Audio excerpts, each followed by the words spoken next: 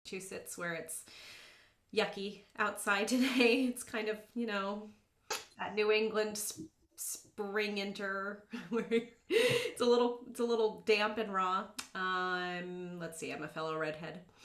I'm a cantor and mom of a toddler and clarinet player. I play in a klezmer band up in the Boston area, and one up in Canada with another one of my colleagues who I'll introduce, Kineratsugi. Hello, hello. Just navigating my technology here. Hello, thanks, Cantor, Becky. And in my world, Bex. So, hello, my name is Kineratsugi. I live in Toronto, Canada. I am a musician by profession. I am an educator and performer and am so grateful for the international music community who I get to call family. Um, I am happy to say that it is a beautiful sunny day here in Toronto. Mother Nature, though, has been playing tricks on us. Uh, we literally had a small snowstorm this week. Um, for those who may not have video technology or visually impaired, I have brown curly hair, brown eyes, and skin that loves the sun. So thanks to my Israeli parents, uh, yeah, people have been saying, well, have you been out in the sun? I'm like, no, this just doesn't fade. So thank you for inviting me to join today. I am so happy to be here. And I'll hand it off to Zach. Thank you, Kinneret. I am Zach Mayer, and I use he, him pronouns. I am joining the brown hair team today, and I have a little bit of stubble on my face, and I am a musician by a family inherited by luck of my family, where we all were many generations of chazanim cantors in my family, and my mom and stepdad have a klezmer band called Oive together, and I've spent much of my life playing klezmer music, and now I am living in Jamaica Plain, Boston, composing my own nigunim, wordless spiritual melodies, teaching, writing music, meditating, enjoying my life with my new fiance, and yeah, yeah. And I'll pass it to Chef Les. Hi, Chef Les Goodman. I live up in Sonoma County, Santa Rosa, California. I go by he, him. I have glasses, beard, and what you can't tell, I have long hair. It's probably as long as Heather's, which is relatively new. And at this point right now, like hers is somewhat straight. Doesn't end up that way though. I've been cooking for a very, very long time, ever since I was a kid. Professionally for over 20 years though. And I, on top of my clothes, have an apron because I was doing some cooking demonstrations today. Did some latkes and then a couple obscure items from Eastern Europe, Jaroslav pickles from Poland, and korzat from Hungary, which is a cheese condiment. So that's it.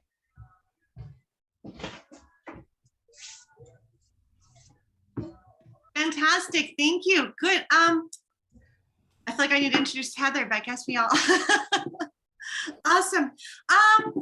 We all know it's been a year. It's been a challenging year. So I want to focus on the opportunities that we've discovered through our work, through our art.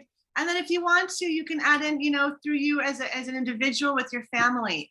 But I know for me as an artist and as a teacher, some of the things that I really, I'm so grateful for are connecting with people like this all over the world, working with people that have been mentors, heroes of my field in France and in New York and in Poland, just epic names that I never thought I could study with or talk to.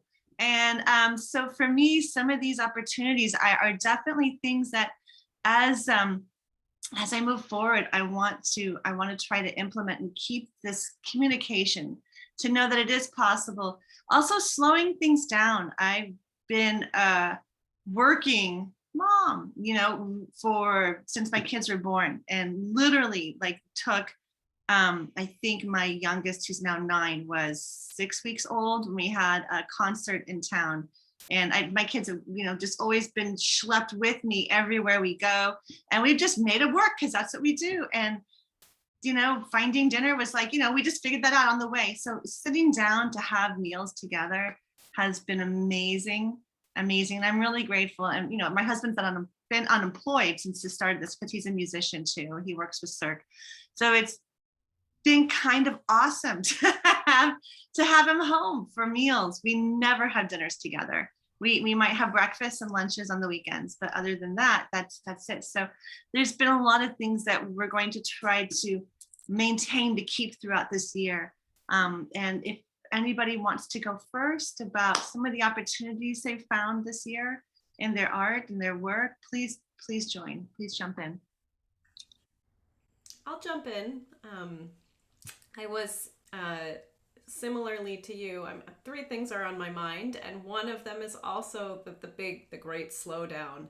And as a cantor, this is in a synagogue that's 20 miles away. This is the first year where I've had an opportunity to have Shabbat with my family every Friday night. We've been on Zoom. Things are slowly changing. We're slowly reintegrating, and I'm back in person on Saturday mornings, which is wonderful. But Friday night being a home service for me, and I can cook dinner and have Shabbat with my family, and then walk up and open my computer and pray. Of course, praying into a computer is a whole other topic of conversation, but to put the hard part aside, it's really been amazing for my soul. It's really, I get to have a Shabbat dinner. I get to have some time to get centered and focused. And so that's been really beautiful. And I've just been thinking about the connection between rest and silence and music and art. And one of my pivotal moments as a music student was studying with a teacher who most of us in this room share, and he said, it's the silences that are the most important during an ensemble playing. When you're playing with an ensemble, you have to know what your role is, and you have to know when to stop, because your silence is just as important to the composition as the sounds that you're making. And that has stuck with me. He said that, gosh, I want to say this was at a workshop 10, 15 years ago, and that's stuck with me, and all the more so this year. And so I'm just really excited to see what is going to come out of all of this silence. I know having the expansive headspace has been huge for me. For the time when I I'm about to re-enter, and whatever, I don't know what art is going to come out of it, but something will come out of it.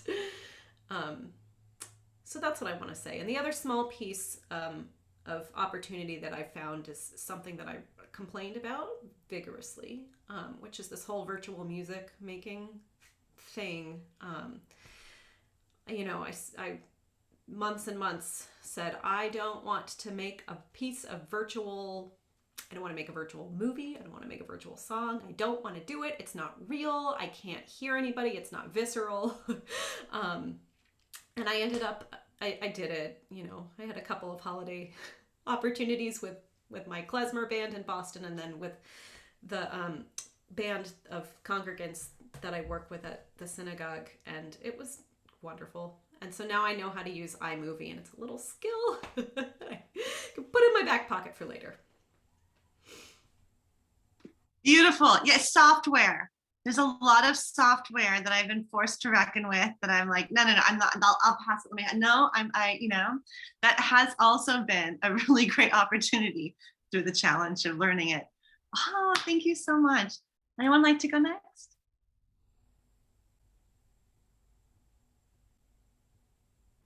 I can jump in. On that software, I'll nab that thread.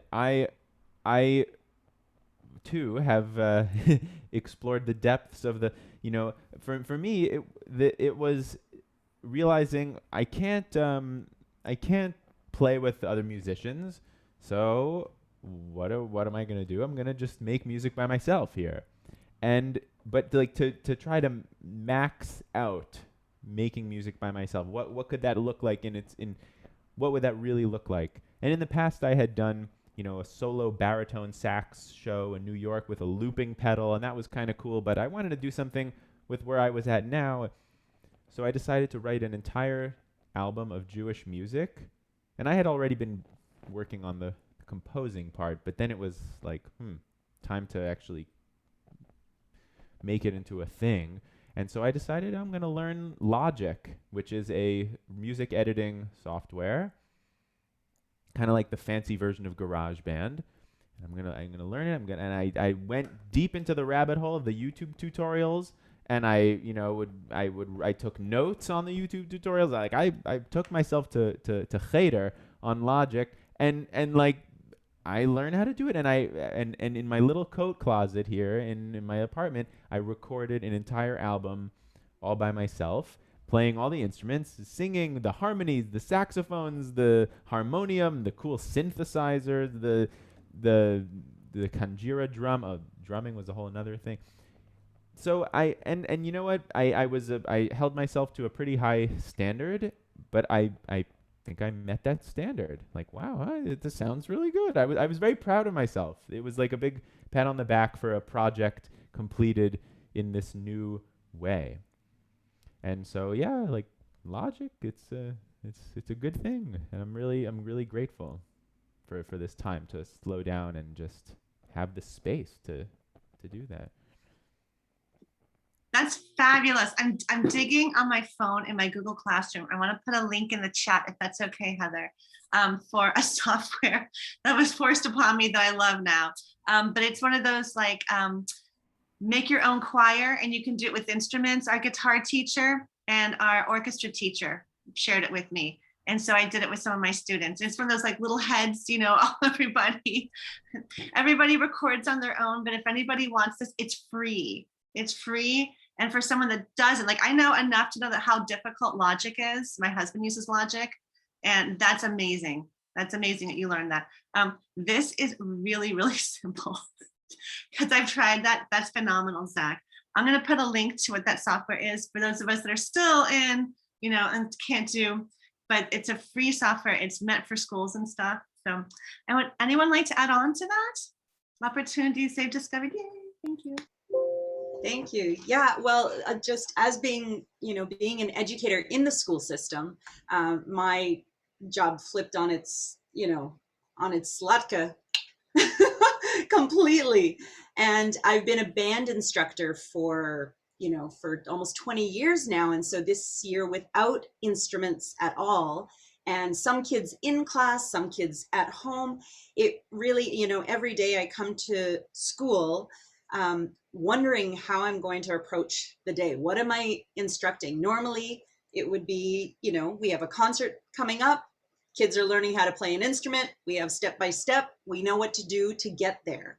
Now, with the frustration that occurred and the uncertainty, it actually has allowed me to venture beyond my own awareness of what is possible. So being able to incorporate digital tools into my classroom to share world music or to share and play things for kids that I wouldn't have access to in the classroom, simply because I had a baton in my hand and instruments in their hands and we had to go.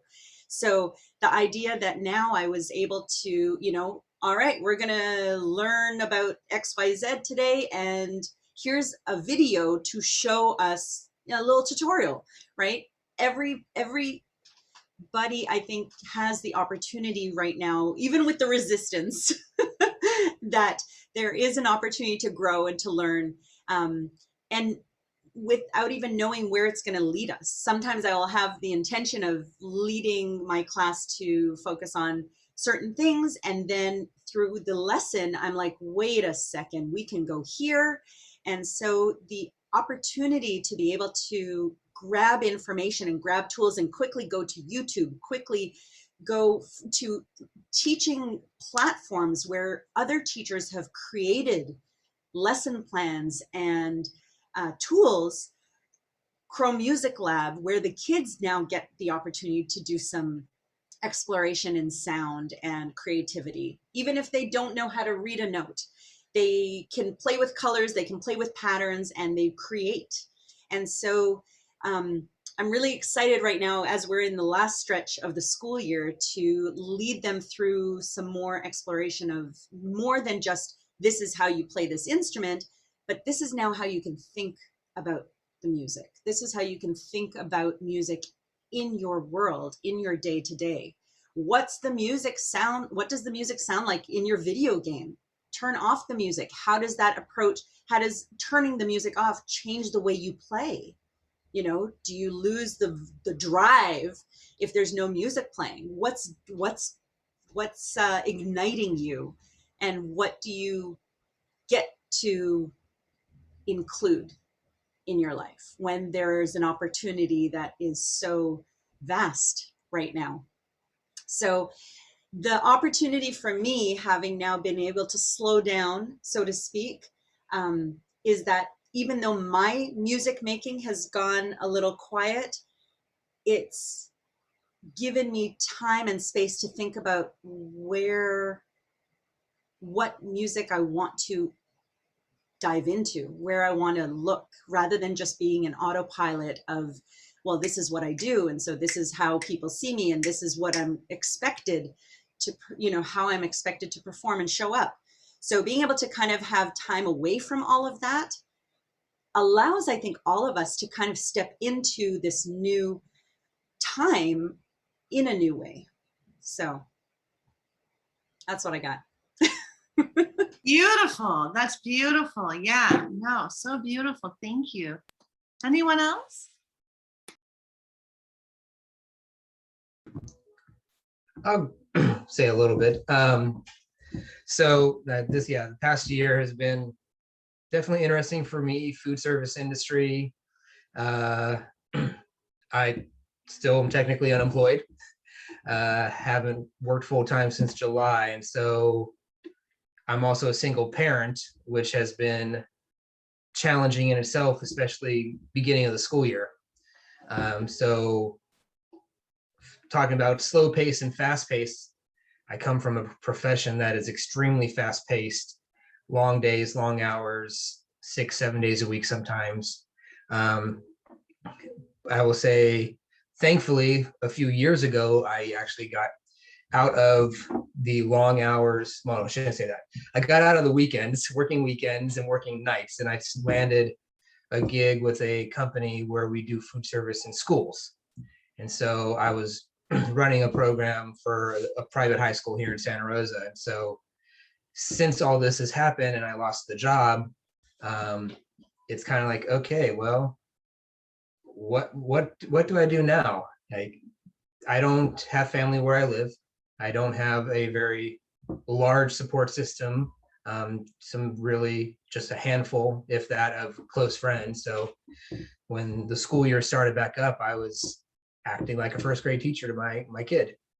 And I was like, okay, well, I can't go to work. I have no work. I don't want to go nights and weekends, because the pay for that, just as an hourly person, for me was like, it's not worth, it'd be a break even when it comes down to the cost. It's like, okay, I got to go to work and make X amount of dollars, but then I have to pay that for childcare for while I'm gone.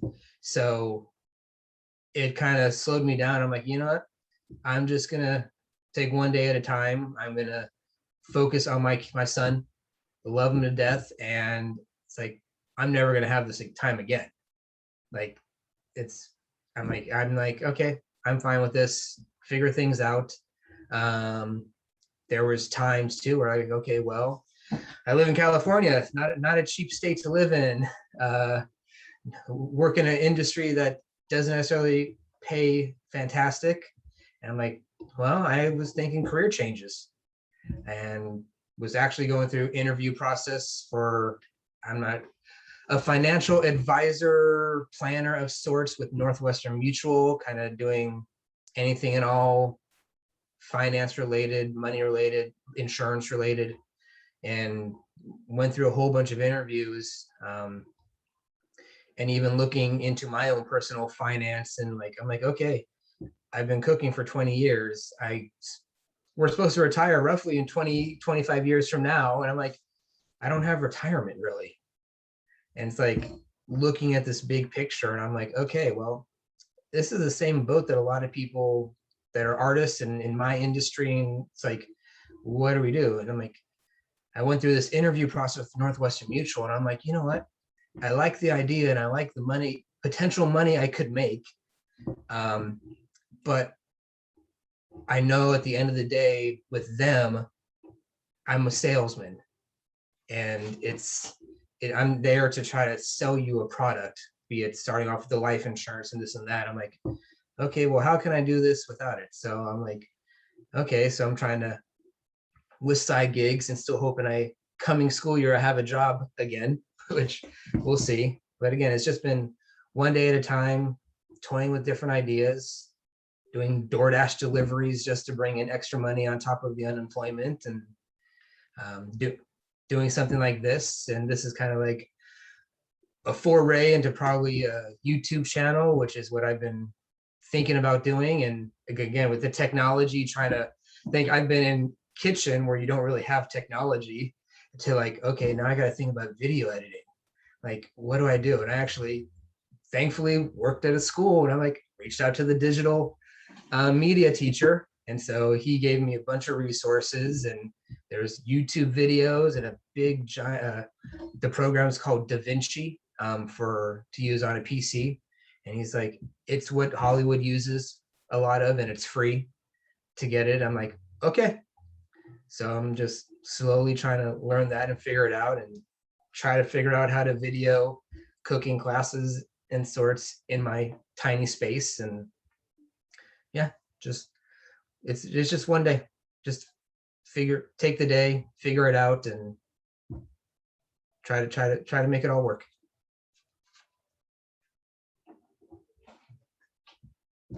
Wow, yes, I feel you. I hear you.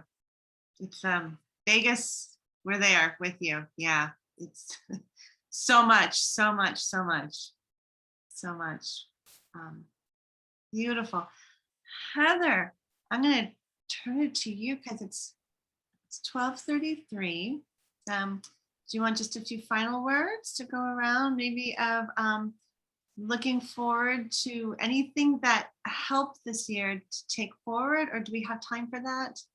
Yeah, I mean, maybe let's just all say, like, one thing that we're going to take forward from this year.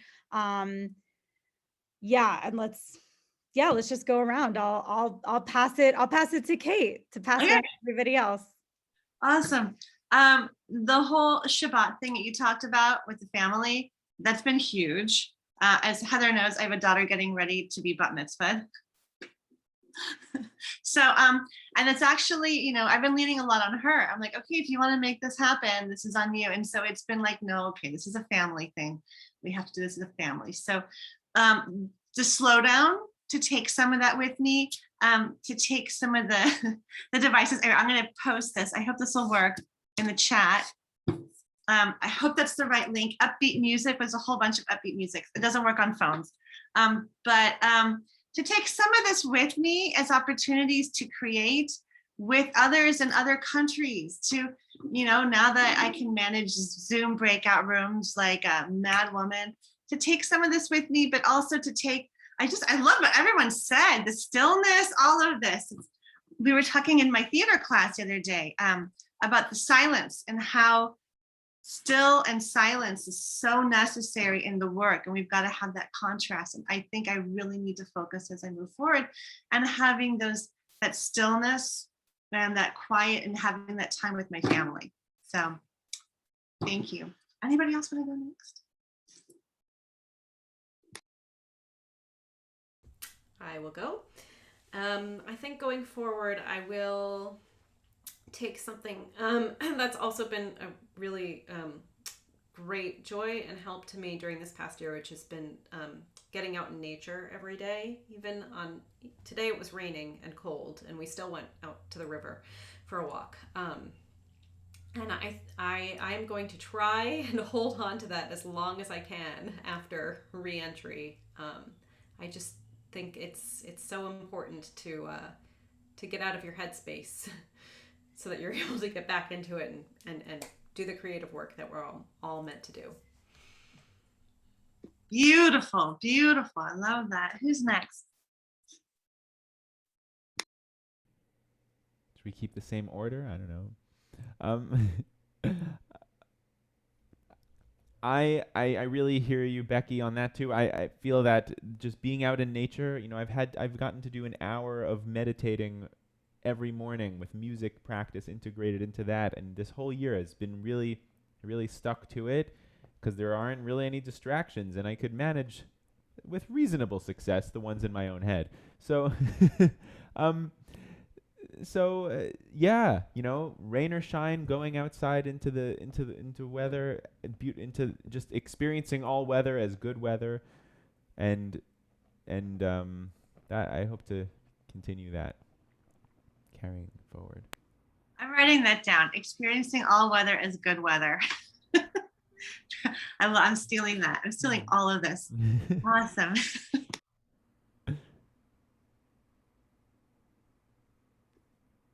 Who would like to go next? Kiki, thank you. Yeah. Just moving forward as things do start to fall back into what was familiar, that we still get to choose. We still get to choose moving forward what we want to bring with us, what direction we want to move into, and to also know that